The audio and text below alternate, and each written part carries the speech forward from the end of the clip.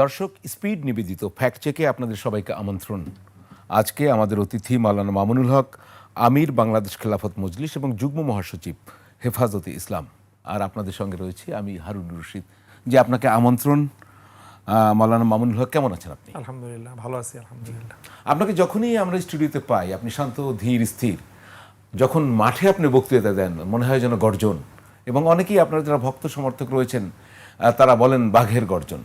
আমরা আপনি এখানে আসবেন বলে ফেসবুকে একটি পোস্ট দিয়েছিলাম, সেখানে আপনার অসংখ্য ভক্ত সমর্থক যেরকম আপনার জন্য কমেন্ট করেছেন, আজকে আপনার এই অনুষ্ঠান দেখবেন বলেছেন, আবার অনেকে সমালোচনাও করেছেন। তো আপনি আলোচিত সমালোচিত দুটোই কি বলতে পারি, আপনি কি বলবেন? আমরা যেহেতু গণমানুষকে নিয়ে কাজ করি এবং নির্দিষ্ট একটা আইডিওলজি, একটা ফিলোসফি, একটা দর্শনের উপর আমরা কাজ করি, স্বাভাবিকভাবেই আমাদের পক্ষ বিপক্ষ দুটো দল থাকবে, এটাই স্বাভাবিক। কাজেই যারা পক্ষের তারা যেমন আমাদেরকে সমর্থন জানাবেন, যাদের আমাদের আইডিওলজিক্যালভাবে যারা আমাদের প্রতিপক্ষ তারা আমাদেরকে সমালোচনা করবেন, সেটাই স্বাভাবিক। সেটি কি কখনো অনেক বাড়াবাড়ি হয়ে যায়? মানে ধরেন আপনার মতামতের সমালোচনা তো করাই যায়, আপনি আমার মতামতের সমালোচনা, কিন্তু সেটি কি এই সমালোচনার বাইরে কখনো চলে যায়? মানে সেটি কি অগ্রহণযোগ্য পর্যায়ে কখনো ফেস করতে হয় আপনাকে? এখন যেহেতু তথ্য প্রবাহের তথ্য প্রযুক্তির অবাধ প্রবাহের যুগ, সামাজিক যোগাযোগ মাধ্যম বিশেষ করে প্রতিটি মানুষের হাতে হাতে, তো সেই জায়গায় আমরা বলি এখন যে যার হাতে এখন একটা স্মার্টফোন আছে তার হাতে একই সাথে একটা টিভি চ্যানেল এবং একটা পত্রিকা। সে একটা টিভি চ্যানেলের মালিক এবং একটা পত্রিকার মালিক, স্বাধীনভাবে সে সেখানে লিখতে পারে, বলতে পারে। কাজে এই তথ্য প্রবাহের অবাধ সময়ে সমালোচনা এবং বিপুল যখন প্রতিযোগিতার মুখোমুখি হয়ে দাঁড়াই আমরা, তখন সেই ক্ষেত্রে সাধারণ মানুষ তো আর সীমা পরিসীমা তারা রক্ষা করার কোনো চিন্তা করে না। স্বাভাবিক অনেক ক্ষেত্রে হয় এবং সেটাও একটা আমরা স্বাভাবিকই মনে করি। আপনার ফেসবুক সমস্যার কি সমাধান হয়েছে? ফেসবুক সমস্যার সমাধান হয়েছে এটা বলতে পারি না এখনো, তবে আগে যতটা বেশি সমস্যা ফিল করতাম, ফেস করতাম, এখন কিছুটা কম মনে হচ্ছে। এরপরেও সম্পূর্ণ সমাধান পোস্ট কি হয়নি। এখন আটকে দেয়? আমার পোস্ট আটকে দেওয়াটা বড় সমস্যা না। আমার ফেসবুকে যেটা বড় সমস্যা সেটা হলো যে আমার নাম এটাই হলো ফেসবুকে যে কোনোভাবে মার্ক করা। তো আমাকে নিয়ে যারা নিউজ করে বিশেষ করে বা যারা পোস্ট লেখে তাদের ওখানে নাম থাকলে তখন সেই জায়গায় এই ডেঞ্জারাস ইন্ডিভিজুয়াল হিসেবে মাঝে মাঝে সেখানে রেস্ট্রিকশন আসে বা সেটাকে তার মার্ক করে বসে। তো এটার কারণে অনেক পেজের উপর, অনেক আইডির উপর এবং অনেক যারা মিডিয়ার যে সকল ইগুলো আছে, প্ল্যাটফর্মগুলো আছে, সেগুলো অনেক সময় ঝামেলার মুখে পড়ে। এই জন্য অনেকে আমাকে নিয়ে নিউজ করতে চায় না আর কি। মানে ফেসবুক আপনাকে একজন ডেঞ্জারাস ইন্ডিভিজুয়াল বা ভয়ঙ্কর ব্যক্তি হিসেবে চিহ্নিত করেছে, কিন্তু আপনি কি কখনো ফেসবুকের সঙ্গে যোগাযোগ করে দেখেছেন যে তারা এটা কেন করেছে, বা এটা যৌক্তিক কিনা, বা তারা এটা কেন, এই মার্কিংটা কেন করছে? আমরা তো সর্বোচ্চ জায়গা থেকে চেষ্টা করেছি।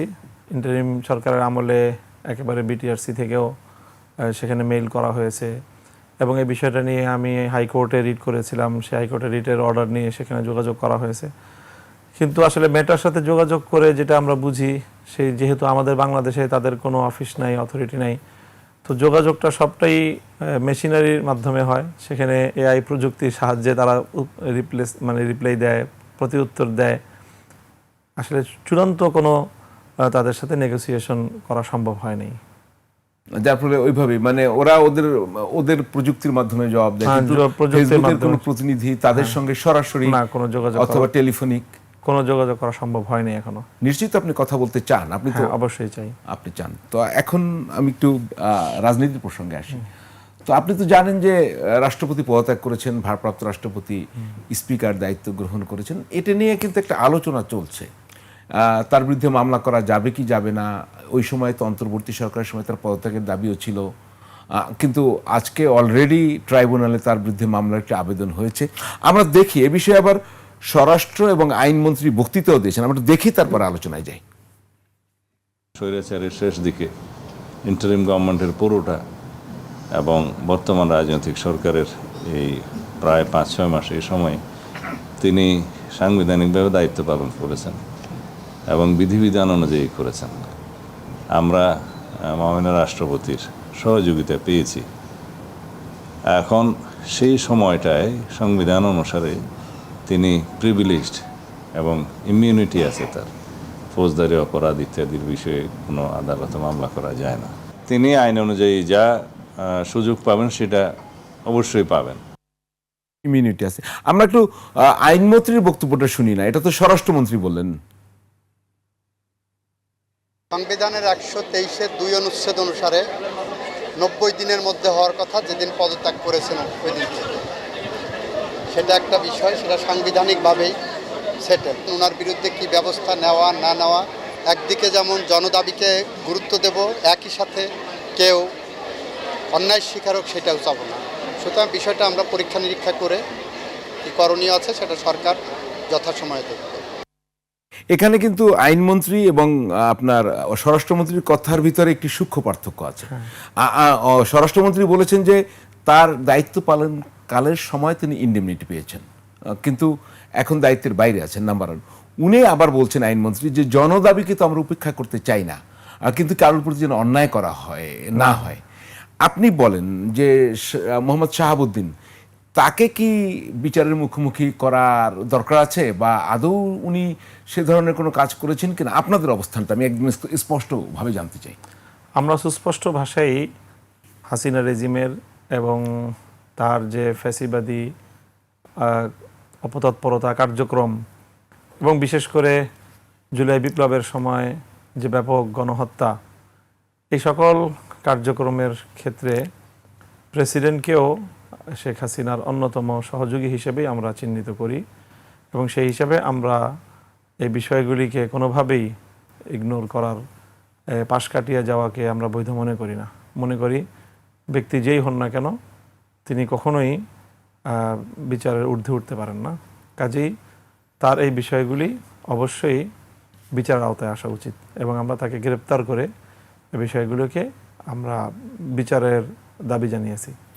তো আমরা যতদূর খবর পেয়েছি, ধরেন যে উনি এবার চিকিৎসার জন্য দেশের বাইরে যাবেন, তারপরে তিনি তো অলরেডি তার নিজের বাসায় উঠছেন বঙ্গভবন ছেড়ে। তো চিকিৎসার জন্য দেশের বাইরে যাবেন, চিকিৎসার সুবিধা তো সবাই পেতে পারে, সেটা কোনো প্রশ্ন না। কিন্তু আপনার কি মনে হয়, মানে তার দেশের বাইরে তাকে পাঠিয়ে দেওয়া বা তার কি এই স্কোপ আবার তৈরি হচ্ছে কিনা? মানে শেখ হাসিনাকেও তো এখন আমরা দেখছি যে সামরিক পাহারাই তো তাকে পাঠিয়ে দেওয়া হয়েছে। আপনার তাকে ঘিরে আর কোনো জিনিস আজ করতে পারছেন কিনা আপনারা? এটাই মনে হয় যে উনি দেশে বাইরে চলে যাবেন এবং চিকিৎসার অজুহাতে তিনি বাইরে চলে যাবেন, হয়তো আর দেশে ফিরবেন না এই সময়টায়। এটাই এখন অনুমান করা যাচ্ছে। সেক্ষেত্রে আপনারা যারা রাজনৈতিক দলে আছেন, আপনারা যারা জুলাই আন্দোলনে ছিলেন, আপনারা যারা নির্বাচনে অংশ নিয়েছেন, পাশ করা না করা পরের কথা, আপনাদের অবস্থানটা কি হবে? মানে আপনারা কি খালি টকশোতেই কথা বলবেন না মুভ নিচ্ছেন? আমি সেটা একটু বুঝতে চাচ্ছি। না, আসলে আমরা এখন যে কোনো বিষয়ে আন্দোলন করা বা মাঠ পর্যায়ে কোনো কর্মসূচি পালন করা একটা সময়টাও প্রতিকূল, অনুকূল না এই হিসাবে যে একটা সরকার ক্ষমতাসীন হয়েছে, অল্প মাত্র 5 মাস তারা ক্ষমতা দায়িত্ব পালন করছে। খুব বড় কোনো ইস্যু না হলেই আমরা এখনই সরকারকে কোনো ধরনের সরাসরি চ্যালেঞ্জ করতে চাই না। এখন রাষ্ট্রপতির যে বিষয়টা, সেখানে আইনগত কিছু বিষয়ও আছে, সেই সাথে এখানে আমরা আমাদের দাবিটা জানাচ্ছি। উনি ব্যক্তিগতভাবে কতটুকু কি অন্যায় অপরাধ করেছেন সেটার চেয়ে বড় বিষয় হলো একটা গুরুত্বপূর্ণ জায়গায় থেকে তিনি এই যে গণহত্যা এবং জুলাই যে গণহত্যা, বিশেষ করে ওনার সময়টায়, এটার সময় উনি বাংলাদেশের রাষ্ট্রপতি ছিলেন, দায়িত্বে ছিলেন। শেখ হাসিনা যেভাবে ওই সময়টায় তাকে পালিয়ে যেতে সুযোগ দেওয়া হয়েছে, রাষ্ট্রপতিকেও সেই সুযোগটা যদি সরকার দেয় তাহলে আমি মনে করব যে সরকারের উপর এটা দায় থেকে যাবে।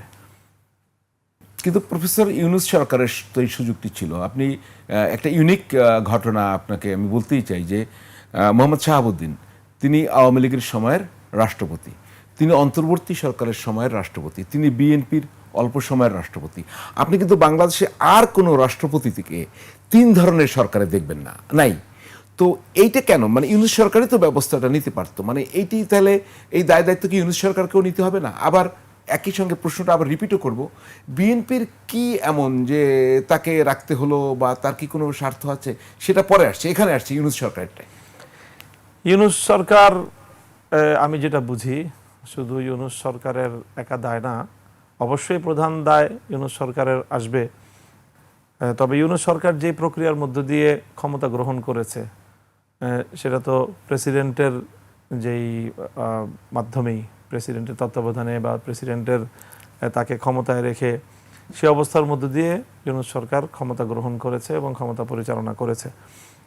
এই সময়টায় ইউনূস সরকারের যেই এই ধরনের ম্যান্ডেট বা এরকম অবস্থা ছিল কিনা সেটা বিবেচ্য বিষয়, যে তারা রাষ্ট্রপতিকে যদি তার বিরুদ্ধে কোনো ব্যবস্থা গ্রহণ করতে হতো তাহলে বড় ধরনের একটা পরিবর্তন আনতে হতো, আবার একজন রাষ্ট্রপতি নির্বাচন করা, এই বিষয়গুলো ছিল।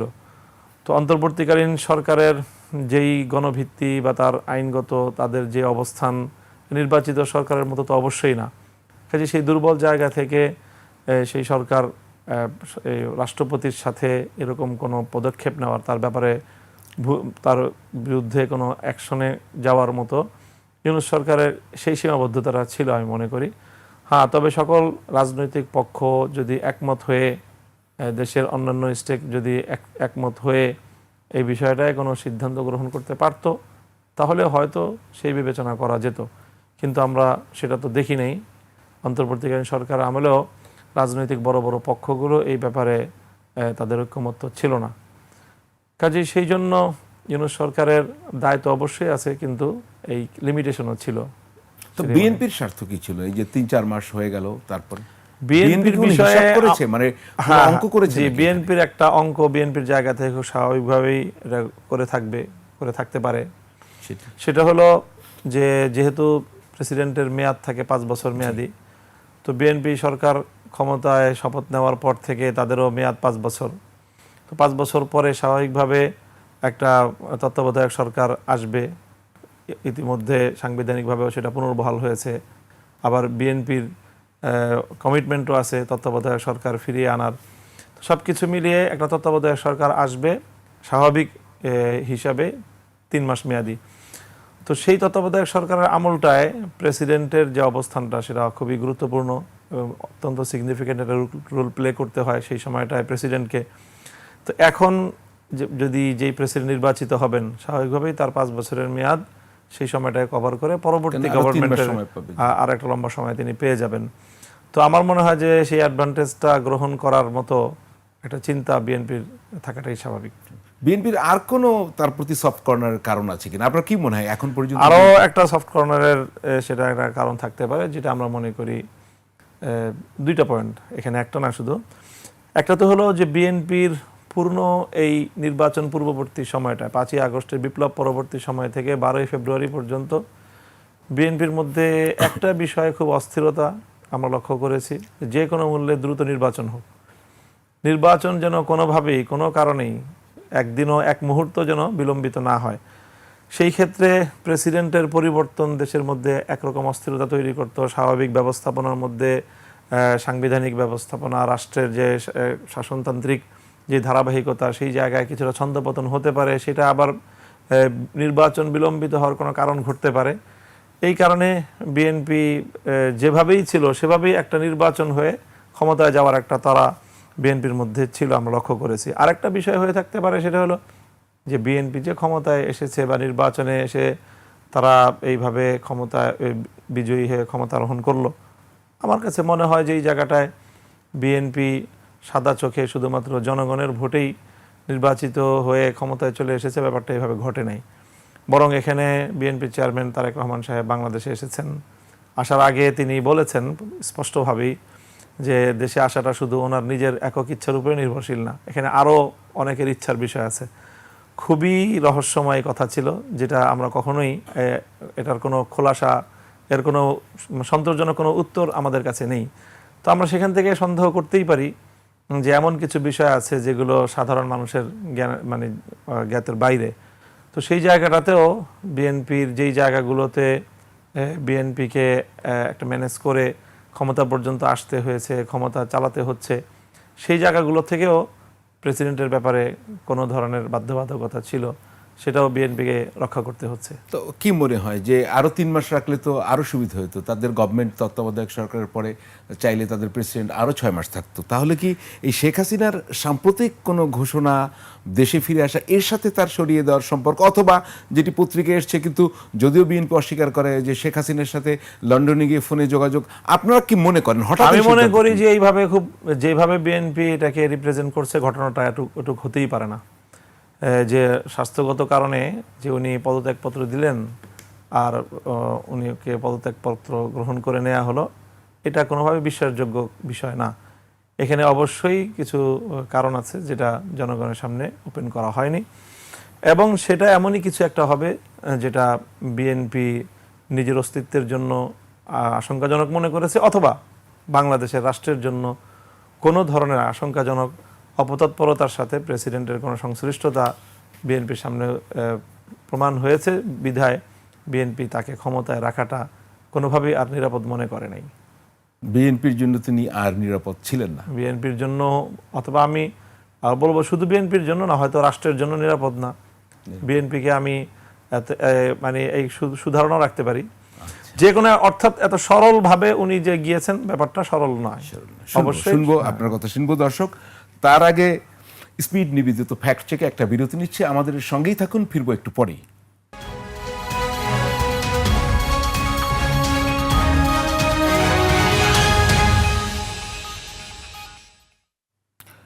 দর্শক, স্পিড নিবেদিত ফ্যাক্ট চেক নিয়ে ফিরে এলাম। আমাদের আজকের অতিথি মাওলানা মামুনুল হক, সবাই আপনারা তাকে চেনেন। তিনি খেলাফতে মজলিসের বাংলাদেশের আমির এবং যুগ্ম মহাসচিব হেফাজতে ইসলাম। আপনি কি দিন দিন বিএনপি বিদ্বেষী হয়ে উঠছেন? না, বিএনপি বিদ্বেষ না, এখানে বিএনপি ক্ষমতায় আছে। আমাদের রাজনৈতিক স্বাভাবিক কালচার হলো যখন যারা ক্ষমতায় থাকবে, সরকারে থাকবে। আচ্ছা, আমরা শুনবো আপনার কথা। আপনার দুটো বক্তব্য আমরা এখানে দেখতে যাচ্ছি। একটা বক্তব্য, বর্তমান সরকারকে শেখ হাসিনার ভূতে ধরেছে আর বিএনপি আস্থা করে নিক্ষিপ্ত হবে, এটা দেখানো সম্ভব হবে? এর পরের যে বিপ্লবটা হবে, সেই বিপ্লবের মধ্য দিয়ে বিএনপি ইতিহাসের আস্থা করে নিক্ষিপ্ত হয়ে যাবে। বিএনপি তোমরা সেই বিপজ্জনক পথে হাঁটো। ফ্যামিলি কার্ড আর কৃষক কার্ডের মাধ্যমে যদি 70% মানুষের ভোটাধিকার নিয়ে চিনিমিনি খেলবার চেষ্টা করো, যে পথে গিয়েছে শেখ হাসিনা, সেই পথেই যাবে তারেক জিয়া। ওটা নাইবা দেখলাম, যে পথে গিয়েছে শেখ হাসিনা সে পথে যাবে তারেক জিয়া, আর হচ্ছে আস্থা করে নিক্ষিপ্ত হবে। এই প্রেক্ষাপটগুলো কেন আপনাকে খুব কঠোর সমালোচক মনে হচ্ছে এখন? হ্যাঁ, প্রথমেই তো বললাম আমি যে সরকারে যেই থাকবে, বিরোধী দল হিসেবে বা রাষ্ট্রের একজন রাজনীতিবিদ হিসেবে আমি সরকারকে সমালোচনা করবই। আমরা এর আগে 91 সালে যখন বিএনপি ক্ষমতায় ছিল, তখনও বেগম জিয়াকেও আমরা এরকম কঠোর ভাষায় সমালোচনা করতাম। তো এখনও সমালোচনা করতেছি। আমাদের এইবারের সমালোচনার মূল জায়গাটা হলো যে গণভোটের যে রায় এবং জুলাই বিপ্লবের যে আকাঙ্ক্ষা, বিএনপি এই ব্যাপারে একেবারে সম্পূর্ণ আমাদের চিন্তা এবং আমাদের আকাঙ্ক্ষার সম্পূর্ণ বিপরীত মেরুতে অবস্থান করছে। আমরা মনে করি যে বিএনপির বর্তমান এই অবস্থাটা গণরায়ের বিরুদ্ধে, জুলাই আকাঙ্ক্ষার বিরুদ্ধে বিএনপির এই অবস্থাটা খুবই আপত্তিকর, এবং কঠোর ভাষায় এটার সমালোচনা করার মতোই এই বিষয়টা। আর যে কথাগুলি আমি বলছি সেগুলো সবই সতর্কতামূলক। যদি তোমরা এটা না করো, স্বাভাবিকভাবেই এটা বিএনপির প্রতি আমার এক ধরনের কল্যাণকামিতা, তাদের প্রতি আমার এক ধরনের শুভকামনার থেকেই, যে ঠিক যদি এটা স্বাভাবিক কথা যে আপনি যদি শেখ হাসিনার পথে হাঁটেন তাহলে পরিণাম আপনার শেখ হাসিনার মতোই হবে। আপনি যদি শেখ হাসিনা যে কাজটা করেছিল, শেখ হাসিনা এটাই করেছিল। না, আপনি কিন্তু বলছেন তাকে শেখ হাসিনার ভূতেও ধরেছে, হ্যাঁ, সেটা কি? শেখ হাসিনার ভূতটা হলো এই, শেখ হাসিনার ভূতটা এই সুনির্দিষ্টভাবে আমি যেটা বলছি এখন ব্যাপকভাবে বিভিন্ন সমাবেশগুলোতে, যে শেখ হাসিনা একটা নতুন গণতন্ত্রের ডেফিনেশন সামনে এনেছিল, উন্নয়নের গণতন্ত্র। মানে উনি উন্নয়ন করে দিচ্ছেন, উনি পদ্মা সেতু করে দিয়েছেন, সুতরাং দক্ষিণবঙ্গের আর অন্য কোনো গণতন্ত্রের প্রয়োজন নেই। ঢাকাবাসীর জন্য মেট্রো রেল করে দিয়েছেন, কাজেই উন্নয়নের গণতন্ত্র। অর্থাৎ উন্নয়ন হলে মানুষের আর গণতন্ত্রের প্রয়োজন নাই, অথবা উন্নয়ন করার নামই হলো গণতন্ত্র। এটাই ছিল শেখ হাসিনার গণতন্ত্রের ডেফিনিশন। বর্তমান সরকারকেও আমরা দেখছি যে তাদের ক্ষমতার সূচনাটাই হলো খুবই বাজে একটা সিদ্ধান্তের মধ্য দিয়ে। কোনটা? যে তারা সেটা হলো গণভোটের রায়টাকে যে তারা যেভাবে ডিনাই করলো, যে 70% মানুষ গণভোটে হাঁ দিল।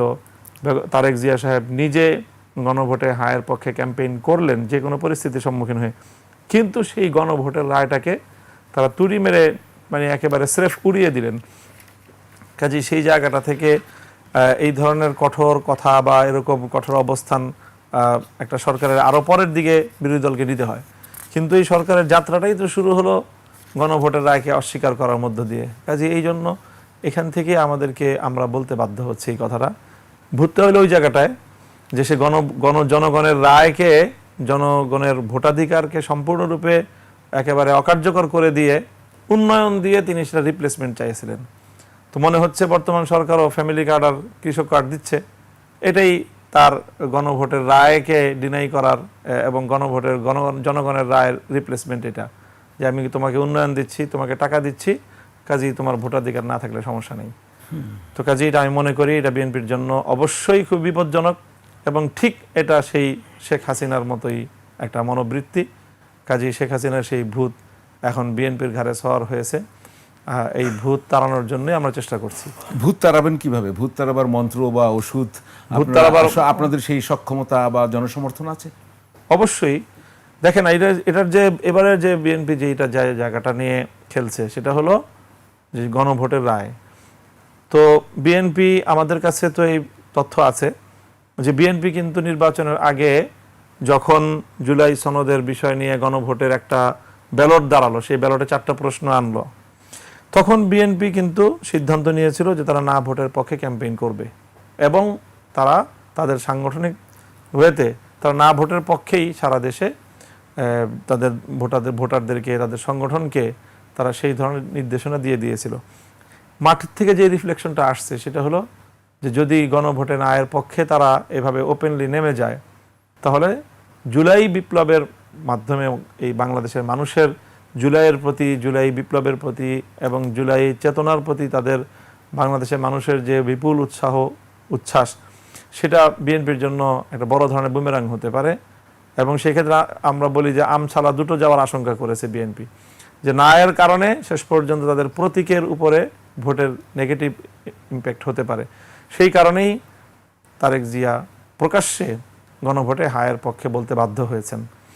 কাজেই আমরা মনে করি যে বিএনপি এই গণভোটের বিপক্ষে যদি এভাবে তার অবস্থান বহাল রাখে, এবং সে সংস্কার করার যে কমিটমেন্ট ছিল, 31 দফার প্রথম দফা হলো তার সংবিধান সংস্কার করা, গণভোটে হায়ের পক্ষে বলে সে সংস্কার করার কমিটমেন্ট করেছেন, এবং গণভোট যে অনুষ্ঠিত হবে সেটা একটা সেটেল বিষয়, এবং সকল রাজনৈতিক দলগুলোর মধ্যে আলোচনার মাধ্যমেই এটা নির্ধারিত হয়েছে যে আমরা গণভোটের মাধ্যমে জুলাই সনদকে বাস্তবায়ন করব।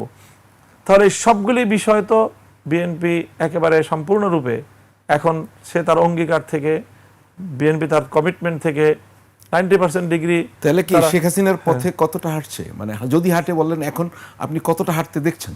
এই যে আমরা দেখছি এখন এই হাঁটাটা যদি সে অব্যাহত রাখে এবং শেষ পর্যন্তই যদি বিএনপি এই সংস্কারের বিষয়ে কোনো দাবি না মানে, মিনিমাম একটা কম্প্রোমাইজ করে যদি জুলাই সনদকে সংস্কারের মাধ্যমে সংবিধানে রিপ্লেস করার পথে যদি বিএনপি একেবারেই না হাঁটে, আমি মনে করি এটা বিএনপির রাজনীতির জন্য অনেক বড় ধরনের একটা বাজে একটা কারণ হয়ে দাঁড়াবে। কি ধরনের পরিণতি হতে পারে? হ্যাঁ, পরিণতি হবে বিএনপি ব্যাপকভাবে জনসমর্থন হারাবে। নতুন জেনারেশন যারা শেখ হাসিনার পথেই যাবে, শেখ হাসিনার পথ তো এটাই যে গণবিচ্ছিন্ন হয়ে যাওয়াটাই হলো মূল পরিণাম। আমরা একটু অন্য পর্যায়ে যাই। আমি জানি না সেই কোন প্রেক্ষাপটে, যে আপনি তো আফগানিস্তানে গিয়েছিলেন, আপনি এর আগে পাকিস্তানেও গিয়েছিলেন, পাকিস্তানের অ্যাম্বাসেডর এখানেও আপনার সাথে দেখা করেছে। একটি বক্তব্য আপনার ভাইরাল, আমি জানি না সেটার প্রেক্ষাপট কি, সেখানে আপনি বলছেন যদি দেখানো যায় ভেঙে ফেলো পাকিস্তান, টুকরো করে দাও পাকিস্তান, গাদ্দারি পাকিস্তান। কোন প্রসঙ্গে? এটা কি সাম্প্রতিক সময়ে আফগানিস্তানের ব্যাপারে পাকিস্তানের ভূমিকা নিয়ে? না না না না, এটা হলো 1970 সাল সহ 70-এর নির্বাচন এবং 70 পূর্ববর্তী বাংলাদেশের মানুষের উপর তাদের যে বৈষম্য, এবং বিশেষ করে 47-এ যখন পাকিস্তান সৃষ্টি হয়, সেই সৃষ্টির সময়ে পাকিস্তানের শাসক গোষ্ঠীর যে কমিটমেন্ট ছিল যে তারা ইসলামের নামে দেশটাকে মুক্ত স্বাধীন করেছিল, ভারত থেকে আলাদা করেছিল, দেশ বিভক্ত করেছিল, এবং সেখানে কমিটমেন্ট ছিল দেশে তারা ইসলামী শাসন ব্যবস্থা উপহার দিবে। কিন্তু সেটা 24 বছর পর্যন্ত পাকিস্তান শাসক গোষ্ঠী দেশের সাথে, জনগণের সাথে কৃত তাদের অঙ্গীকার তারা ভঙ্গ করে চলেছে, গাদ্দারি করে চলেছে। সেই গাদ্দারি যখন অব্যাহত রাখলো, তখনই আমরা বলেছিলাম, আমার বক্তব্যের সেই ধারাবাহিকতা হলো যে সেই ক্ষেত্রে গাদ্দার শাসকদের এই দেশে। আফগানিস্তান পাকিস্তানের সম্পর্ক তো এখন আপনি জানেন, এখন আফগানিস্তান ভারতের দিকে ঝুঁকছে, অথচ সেটি কথা ছিল না। মানে এই পরিস্থিতি কেন হয়েছে? পাকিস্তান কেন আফগানিস্তানের প্রতি যুদ্ধংদেহী? সেখানে কেন যুদ্ধ হয়, হামলা হয়? আবার ভারতের সঙ্গে আফগানিস্তানের এই এখনকার যে সুসম্পর্ক, এটি আপনি এই উপমহাদেশে কিভাবে? এটা হলো একটা যে ভূ রাজনীতির একটা জটিল সমীকরণ। সেটা হলো, আমি মনে করি যে আসলে পাকিস্তানের সাথে যে আফগানিস্তানের যে সীমান্ত বিরোধ, সেটার মধ্যে বড় ধরনের একটা ভূমিকা আছে আমেরিকান এবং পশ্চিমা বিশ্বের। পশ্চিমা বিশ্ব কোনোভাবেই আফগানিস্তানকে এখনো পর্যন্ত তারা কোনোভাবেই সহজীকরণ করতে দিচ্ছে না, এবং স্বাভাবিকভাবে রাষ্ট্রীয় কার্যক্রম পরিচালনা করার স্পেস দিচ্ছে না। না দেওয়াটা হলো পশ্চিমা বিশ্বের পলিসি। সেই জায়গা থেকে পাকিস্তানের সাথে পশ্চিমা বিশ্বের, বিশেষ করে পাকিস্তান আর্মির সাথে তাদের যে ভালো সম্পর্ক, সেই জায়গাটা থেকে আর্মি তাদের দ্বারা এখানে প্রভাবিত হয়ে আমি মনে করি যে আফগানিস্তানের সাথে বিরোধে এটা একটা বড় কারণ। এবং যেহেতু পাশাপাশি সীমান্তের বেশ কিছু স্বার্থের সংশ্লিষ্টতা আছে এখানে, এবং পাকিস্তানের যে সীমান্ত প্রদেশ, সেই সীমান্ত প্রদেশে সেখানে সশস্ত্র কিছু তৎপরতা আছে। সেই সশস্ত্র তৎপরতা নিয়ে আফগানিস্তান এবং পাকিস্তানের মধ্যে একটা ভুল বোঝাবুঝি অথবা উত্তেজনা সৃষ্টি হয়। এই সমস্ত কারণে আমি যেটা বুঝি যে পাকিস্তানের সাথে আফগানিস্তানের একটা উত্তেজনা এবং বিরোধ। ভারতের সাথে যে বিষয়টা, সেটা সম্পূর্ণ ভিন্ন আরেকটা জায়গা। ভারতের সাথে আমি মনে করি, ভারতের সাথে আফগানিস্তানের যে সখ্যতা দেখা যায়, এটার সাথে পাকিস্তানের বিরোধের আমি কোনো যোগসূত্র আমার কাছে মনে হয় না। আমার কাছে মনে হয় যোগসূত্র তো আরেকটা জায়গায় একটু ক্লিয়ার করুন। সেটা হলো, সে ভারতের কাছে দুইটা বিষয় আছে। একটা হলো বিগত আমলটায়, অর্থাৎ বর্তমান এই আফগানিস্তানে যেই তালেবান সরকার আছে বা ইমারাতে ইসলামিয়া সরকার, এই সরকার আসার আগে ওই সরকারের আমলে ভারতের আফগানিস্তানে বিপুল বিনিয়োগ ছিল, এবং বড় বড় রাষ্ট্রীয় প্রজেক্টে তাদের অনেক বিনিয়োগ আছে। সেই বিনিয়োগগুলো বর্তমান সরকারের সাথে যদি তারা সম্পর্ক কন্টিনিউ করতে না পারে, সেই বিনিয়োগগুলো ঝুঁকির মুখে পড়বে। এটা হলো ভারতের একটা বড় নিজস্ব স্বার্থের বিষয়। দ্বিতীয় স্বার্থের বিষয় হলো, এখানে আফগানিস্তানে ব্যাপক সুযোগ নিচ্ছে হলো চায়না। নতুন একটা সদ্য স্বাধীন দেশ, 50 বছরের যুদ্ধ বিধ্বস্ত দেশে বিশাল একটা ইকোনমিক একটা মার্কেট সেটা। তো সেই মার্কেটে যেন একচেটিয়া চায়না সেখান থেকে লাভবান হতে না পারে, সেই জন্য চায়নার সাথে প্রতিযোগিতামূলকভাবে ভারত সেখানে অগ্রসর হচ্ছে। আফগান সরকারের নীতি হলো যে যেই আসুক তারা তাদের দ্বারা দেশের উন্নয়নের জন্য সকলকে তারা সেখানে সুযোগ দিতে চায়, প্রতিযোগিতাটা তারা করে। আমার মনে হয় আপনি স্পষ্ট করতে পেরেছেন। আমি একটা প্রশ্ন করে বিরতিতে যাব, সেটা আগে শুনি আপনার বক্তব্য। একদম 24 বছরে পাকিস্তান তার ইসলামী প্রজাতন্ত্র ওই অর্থে কায়েম করতে পারেনি, নাম ছাড়া। এরপরে 71 এলো, বাংলাদেশ স্বাধীন হলো, তারপরে 50 আরো ক্রস করলো 52। এখন কি পাকিস্তান ইসলামী শাসন কায়েম হয়েছে? এখনো পেরেছে? 50 বছর এখন পেরেছে? হ্যাঁ, না, পাকিস্তান সেই জায়গা থেকে অগ্রসর হতে পারেনি। পাকিস্তানকে কি আমরা ইসলামী রাষ্ট্র বলবো কিনা? না, পাকিস্তানকে তো ইসলামী রাষ্ট্র বলা যায় না। পাকিস্তানে ইসলামী রাষ্ট্রের যে মৌলিক শর্তগুলো, সেগুলো পূরণ করে নাই। তবে কিছু এক দুইটার ক্ষেত্রে তাদের উন্নতি এবং অগ্রগতির সংবাদ আছে আর কি। শুনবো আপনার সাথে এই কথা, আরো শুনবো দর্শক। তার আগে স্পিড নিবেদিত ফ্যাক্ট চেকে আরো একটি বিরতি নিচ্ছি, আমাদের সঙ্গেই থাকুন, ফিরবো একটু পরেই।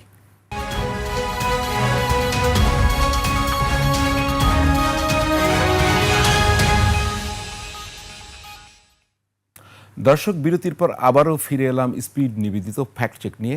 আজকে আমাদের অতিথি মাওলানা মামুনুল হক, আপনাকে আবারও স্বাগত জানাচ্ছি। বাংলাদেশ অধিকাংশ মানুষ মুসলিম, মোর দ্যান 80%। অনেকগুলো ইসলাম ভিত্তিক রাজনৈতিক দল আছে। এর ভিতরে যদি সংসদে সংখ্যাগরিষ্ঠতা দেখি, জামায়াত ইসলামী বড় রাজনৈতিক দল। আপনি জানেন যে জামায়াতের সাতক্ষীরা 4 আসনের এমপি গাজী নজরুল ইসলামকে নৈতিক স্খলনের দায়ে সংসদ থেকে দল থেকে তার সদস্যপদ বাতিল করা হয়েছে। আমরা একটু ব্যাকগ্রাউন্ডে সেগুলো দেখাই, পুরোটা না দেখালেও চলবে, মানুষ সেগুলো জানে যদি আমরা খবরাখবর দেখাই। প্রেস বিজ্ঞপ্তিতে স্পষ্টই বলেছে যে নৈতিক স্খলন। এখন আমার সংসদ সদস্যপদ থাকবে কি থাকবে না সেটি আমার এখানে আলোচনার বিষয় না।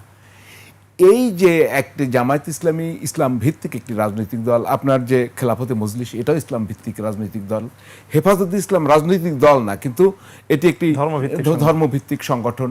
আরও অনেক রাজনৈতিক দল আছে, চরমনাই পীর সাহেবরা আছে। একটি রাজনৈতিক দলের এর আগেও উনি এমপি ছিলেন, কিন্তু দীর্ঘ পরীক্ষিত লোকের এই ধরনের আচরণ কোনো ইম্প্যাক্ট তৈরি করে কিনা আমি সেটা আপনার কাছে জানতে চাই। স্বাভাবিক, এটা তো যে কোনো একটা এই ধরনের ঘটনা মানুষ একে শক হয় এবং মানুষ হতাশ হয়, মানুষের মধ্যে বাজে একটা ইম্প্যাক্ট পড়ে। বাকি এই জাতীয় ঘটনা তো ইতিহাস থেকে আমরা জানি যে মানুষ যে কোনো সময় মানুষের দ্বারা ভুল হওয়া সম্ভব, অনেক বড় মানুষের দ্বারাও এরকম ভুল হওয়া সম্ভব। এবং শুধুমাত্র পৃথিবীতে যারা নবীগণ তারাই যাবতীয় ভুল থেকে সুরক্ষিত। অন্য মানুষের দ্বারা যে কোনো সময় তার প্রবৃত্তির তাড়নায় হোক অথবা শয়তানের ধোকায় হোক, হয়তো বিভিন্ন কারণে মানুষের দ্বারা ভুল হওয়া সম্ভব, অপরাধ সংঘটিত হওয়া সম্ভব। কাজে সেই ধারাবাহিকতায় এরকম একটা ঘটনা ঘটেছে, এটাই মনে করি আমরা। ধরেন ইসলাম তো কারোর রক্ষার উপরে নির্ভর করে না, সে নিজেকে রক্ষা করে, আমরা বলি সব সময়। কিন্তু এখানে কি মুসলমান বা ইসলামের ব্যাপারে না, মুসলমানদের ব্যাপারে কোনো বা ইসলাম ধর্মভিত্তিক রাজনৈতিক দলগুলোর ব্যাপারে কোনো নেগেটিভ ধারণা তৈরি হওয়ার আশঙ্কা তৈরি হয় কিনা, বা যদি হয়ে থাকে কতটা সতর্ক থাকতে হবে? অবশ্যই সতর্কতা তো 100 ভাগের উপরে যতটা সম্ভব সতর্কতার এখানে প্রয়োজন। বাকি ওই কথাটা যে ইসলাম কারো রক্ষার উপরে নির্ভরশীল কিনা, বিষয়টা ঠিক এরকম না। এখানে ইসলাম আল্লাহর জমিনে প্রতিষ্ঠা করার একটা দায়িত্ব মুসলমানদের রয়েছে, ইমানদারদের রয়েছে। কাজে ইসলাম রক্ষা পাওয়া তো বড় বিষয় না, বড় বিষয়টা হলো যে আমরা আমাদের দায়িত্বটা অ্যাজ এ মুমিন, অ্যাজ এ মুসলিম, আমি আমার দায়িত্বটা পালন করতে পারলাম কিনা। আমি যদি আমার দায়িত্বটা পালন করতে না পারি, আমরা যদি আমাদের জাতিগতভাবে সেই দায়িত্ব পালন করতে না পারি, আমাদের ভূখণ্ডে ইসলাম প্রতিষ্ঠিত থাকবে না। আল্লাহ পাক অন্য আরেক ভূখণ্ডে যেই দেশের মানুষ ইসলামের প্রতি তাদের দায়িত্ব পালন করবেন, সেখানে ইসলামকে আল্লাহ পাক রক্ষা করবেন। তো এটা হলো ভূখণ্ড এবং জাতিগতভাবে, সম্প্রদায়গতভাবে যারা আল্লাহর বিধান পালন করবে, আল্লাহর দ্বীনের প্রতি, ইসলামের প্রতি তারা তাদের কমিটমেন্ট রক্ষা করবে, আল্লাহ তাদেরকে নিয়ামত হিসাবে ইসলামের নিয়ামত বৃদ্ধি করে দেবেন এবং ইসলামকে প্রতিষ্ঠিত করে দেবেন সেখানে। জি, আপনার সাথে আমার কথা হয়েছিল, আমি সেই কথা রাখবো।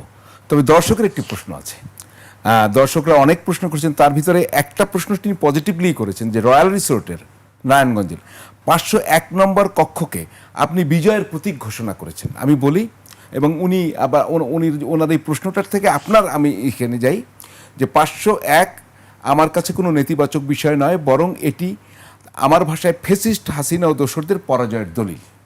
501কে বিজয়ের প্রতীক হিসেবে গ্রহণ করেছেন এবং ভবিষ্যতে এটি উদযাপন করবেন। আমার প্রশ্ন সেখানে যে এটি কিভাবে বিজয়ের প্রতীক হয়? রয়্যাল রিসোর্টের ঘটনা আমি নতুন করে আলোচনা করতে চাই না, এবং এটিকে উদযাপন কিভাবে করবেন?